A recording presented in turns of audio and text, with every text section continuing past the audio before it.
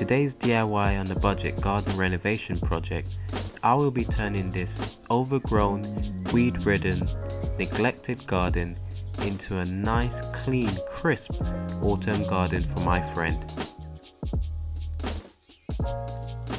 Now this was all done in a small budget and it took me all summer long, but it was well worth it. Hey guys, welcome back to the channel once again. Kenroy here. Now if you're new to the channel guys, don't hesitate to hit that subscribe button, we really appreciate it. Now today I've got sort of a DIY video because today I'm actually going to be doing a bit of gardening, but with a difference. Now with this cost of living crisis, everybody knows that we're trying to save money any way we can. And sometimes it's not just about saving money, but also potentially making a bit of extra income on the side. Now in today's video, Abigail and I, say hi. Hi.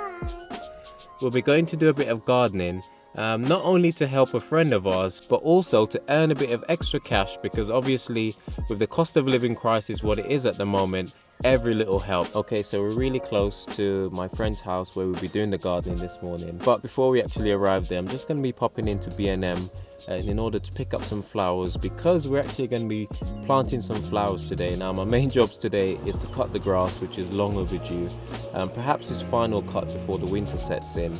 And also we're going to be planting some flowers. Now things are really expensive at the moment, and the UK is no exception. And one of the places which you can often find really affordable plants for your garden, whether it's indoor or outdoor plants, is a shop called B&M. So I'm just going to go in there now and pick up a few sort of autumny plants, maybe with some nice colours and some nice flowers on it. Today's the day when I'm actually going to be planting up one of those raised beds with some flowers. So yeah, I'm curious to see how it's been holding up in the past few weeks since I've actually completed those raised beds.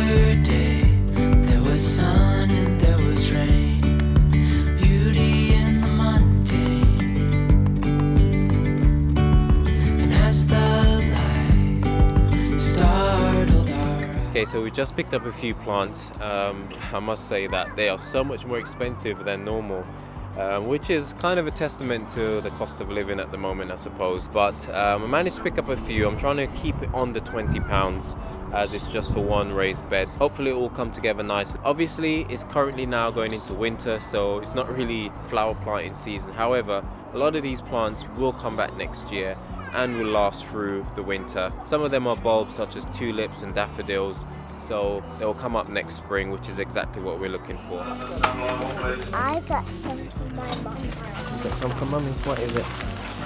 Peanut. Cashews. Cashews. Yeah, do you like cashew nut? Cashew. Yeah. It says cashew. Are you reading? Yeah. Okay, so Abby and I are all done shopping in B&M. It was quite reasonable actually, a lot of the plants, although I can definitely see a difference in price for a lot of the plants that we normally buy. B&M is normally cheap and cheerful, but you know, for a lot of things nowadays I think those days are well and truly over. Now I'm definitely a lover of plants, and sometimes it's so hard when you go into a shop to buy a few plants to sort of come away with just a few. You actually end up seeing so many that you actually want to spend your hard-earned cash just buying more and more and more. It's kind of an addiction, and I totally get why that is, but just gonna head over to actually get some gardening done now, so I'll see you guys when we get there. Okay, so I've just arrived at my friend's house where I'll be hopefully finishing up our garden today. I'll be giving you a little tour of what I've actually done throughout the summer. I sort of came one day a week, normally on a Wednesday with Abby, and we just got stuck in. There was a lot of weeds that are running around the perimeter of the garden as it hadn't been kept for a really long time. So I had to first dig out all of those weeds with really long roots. They're the type of weeds that sort of come back regardless of whether or not you've pulled them all out. They always seem to come back. So that took me quite some time to actually dig out. But once I was able to dig those out, I then started going around the outer rim of the garden to actually cut the grass back from the wall. Because the idea that we wanted to do was to put down some wood chip, which would obviously create a barrier between the wall and the lawn, so it'd be easier to mow, but also it would look a bit more aesthetically pleasing, which is always a nice thing in the garden.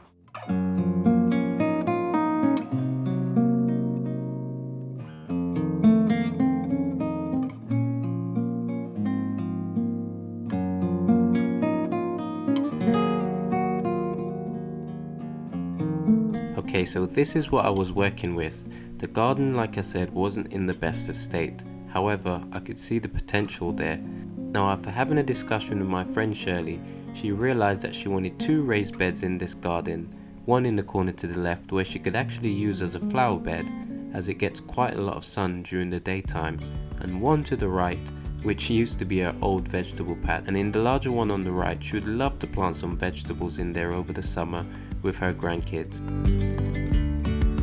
Yesterday there was sun and there was rain. Okay, so after mowing the grass and seeing what we were actually working with, we decided that we're actually going to be removing some of the soil and the grass from the corners of the garden in order to allow us to have easy access when it comes to mowing the grass. Now, this also has another benefit, which allows the grass and the lawn to actually look much neater and tidier. Now, as you can see, I've marked out the area with a string line, and I started by using the cutting tool to just move along and cutting away in order to separate the weed infested area so that we could actually remove it. But trust me when I say, this was the most challenging part.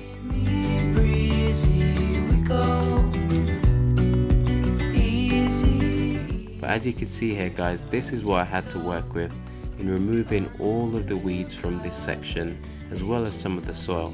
This was painstaking, however, you can already see how much more definition the lawn is starting to get. By removing this section of the turf, it's looking a lot better. Hand in hand, building castles out of sand.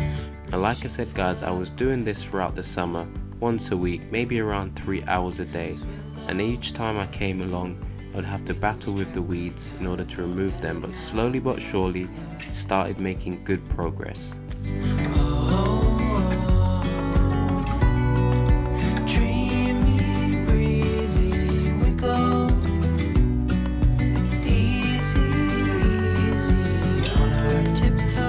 One of the most challenging section to do was on this side where the old vegetable patch used to be, as it was completely infested with weeds.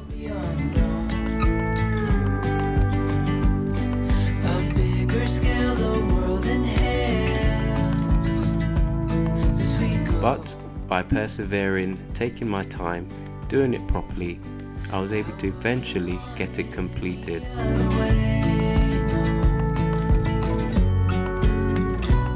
And it looks so much better. Now, before even laying down the wood chip, it started to look so much better, and I was really happy with how it was coming along.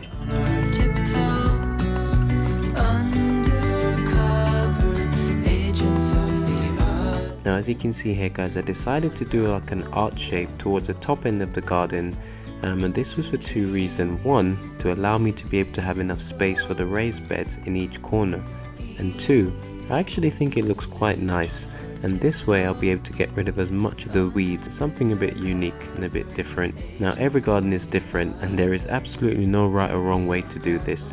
It's all to do with your personal preference. Now, in this section here is where I'll be creating the flower bed with the decking boards, and so I wanted to make sure we had enough space there.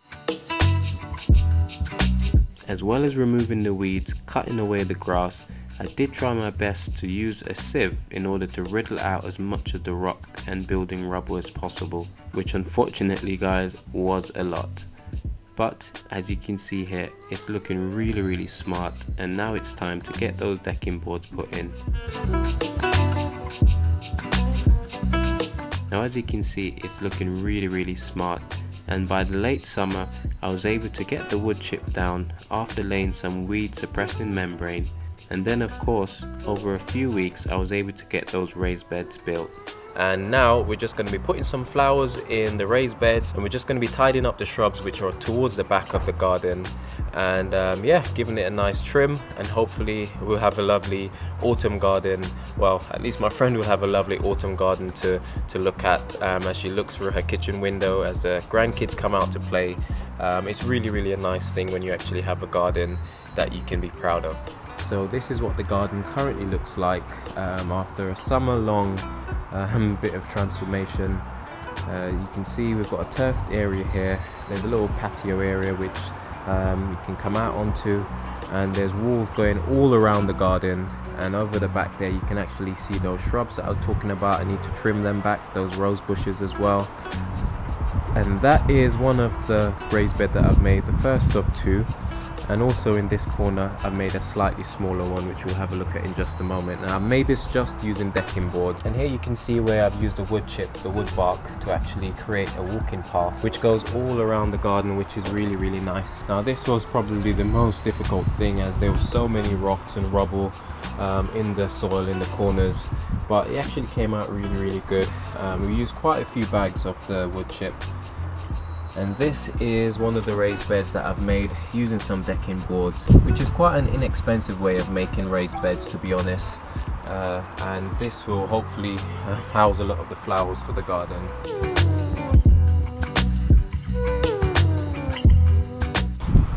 Now this whole area was covered in grass before, with lots of weeds growing in there.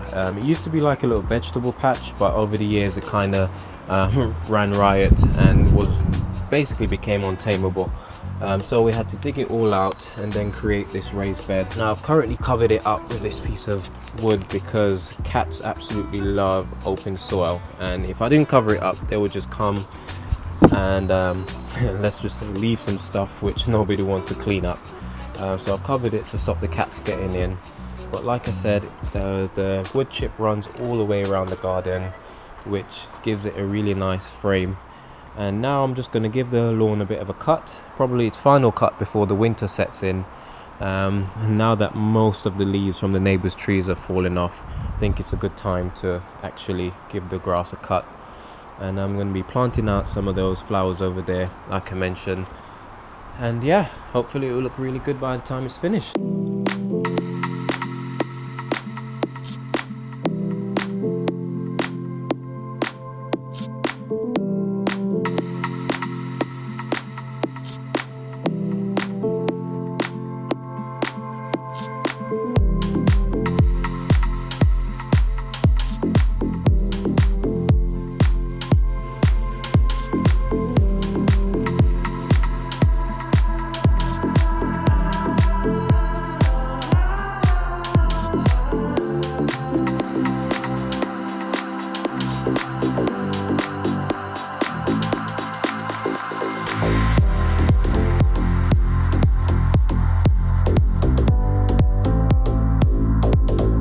Okay, so I've just finished cutting the grass and the lawn is looking much better than how it was before. All the leaves have been chopped up, hoovered up, and like I said, it's looking really nice. So much better than how it was looking before anyway. Okay, so my next task now is to trim those hedges, those bushes over there in the corner, because the rose bush is getting a bit too leggy and it's head and shoulders above the rest. So I'm going to chop that back so that it'll be ready for next spring to come back in all of its glory. So that's my next task before we actually start planting the new flowers that we just bought from B&M.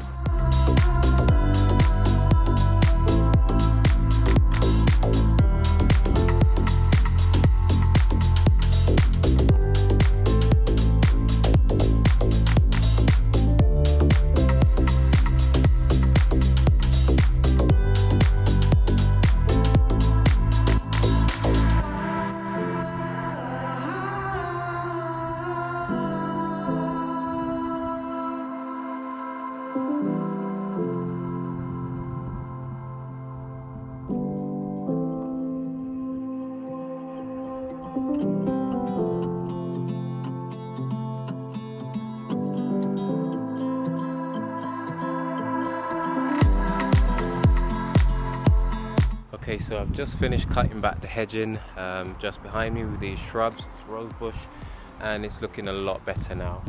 Hopefully come next spring this will start flowering again and it will look spectacular as it always does. The bees absolutely love it, and like I said, it just looks a lot neater and a lot tidier just over my shoulder. Now the last thing on my list, which is certainly not the least, is to plant out these flowers that I bought from B&M a little while ago, and hopefully they'll beautify the garden, and come spring a lot of them will spring up, such as the daffodils and the tulips. So yeah, my friend is really happy and excited to actually have some flowers in the garden.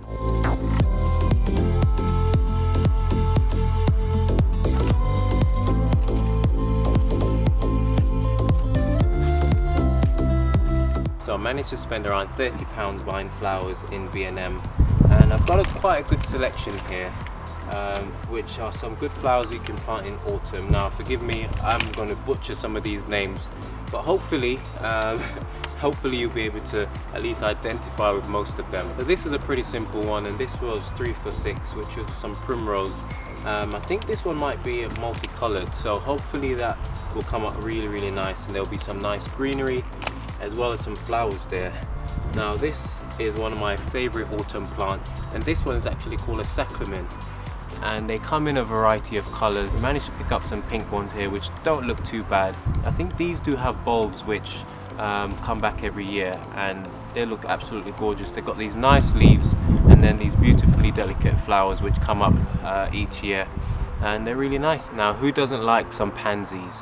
These are always a fan favorite. Easy to plant, really hardy, gives you a really quick burst of color, which are really nice. Now I've got a flower box at home with some of these, and these are called Sempervarium, and I believe they're like from the cactus family. Regardless, they're succulents and they're really weather hardy.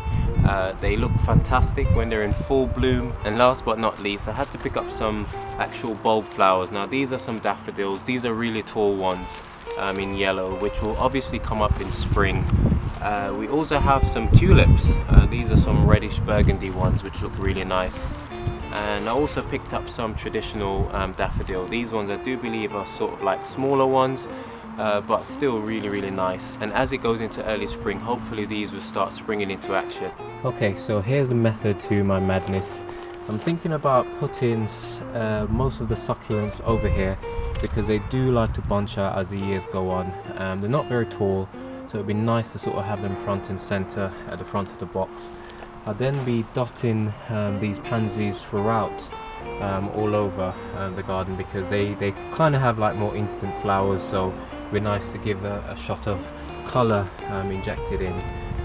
As for these cyclamens, I'm thinking of putting them sort of center stage with their bright pink, and hopefully they'll give us a few more flowers throughout the season. And at the very back, I started digging a little trench running along the back, and I'm thinking of putting these bulbs in there, because at the end of the day, the tulips and the daffodils, they come up in the spring.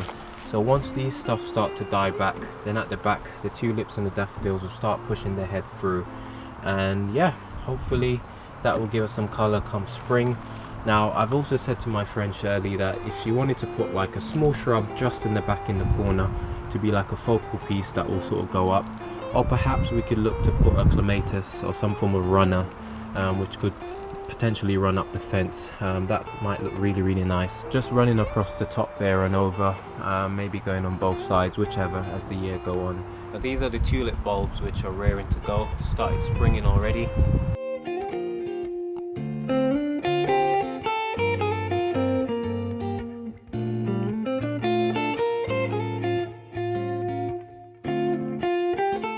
Last but not least, we've got the larger daffodils, which I'm going to put over there in the corner.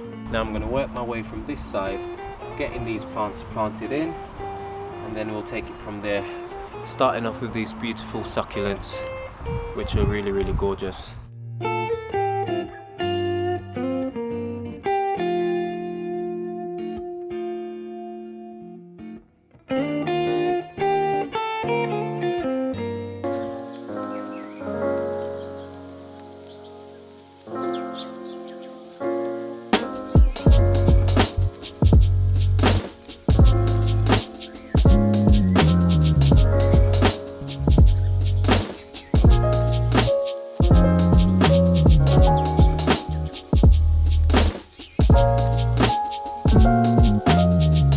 Okay guys, so there you have it, a summer long project that I've been doing sort of like every fortnightly, once a week, for my friend Shirley, is finally complete. This again is just to highlight how you can actually use some of your skills that you have, maybe in your 9 to 5, in order to maybe earn a bit of extra income. Shout out to Shirley for allowing me to be able to share this in a lovely garden. Now there is more work to be done obviously, but for now, as the winter is fast approaching, I'm going to leave it there. So thank you guys so much for watching, and do like this video if you like what I've done with this garden. It's been a very simple, low budget DIY project, and hopefully it will last for years and years to come. Those raised flower boxes, which are made out of decking boards, are among the simplest and the cheapest way to make flower boxes. And the soil that I dug up around the edges, I simply used that to fill up those boxes, again in order to save costs. I then went to B&M to buy some cheap and cheerful flowers, even though they're nowhere as cheap as they used to be, in order to decorate that little autumn flower box. Strawberries are homegrown from last season's plants, and all I then had to do was just to trim, give the lawn a good mow, and you've got the perfect autumn garden. As always guys, thank you so much for watching this video. I really hope that it's inspired you to get out there, get stuck in. Being out in the great outdoors is fantastic for your mental health and your well-being. So I'm always going to be an advocate for encouraging people to get out there and to get their hands dirty. This is Ken Roy saying, I'll see you when you see me. Take care.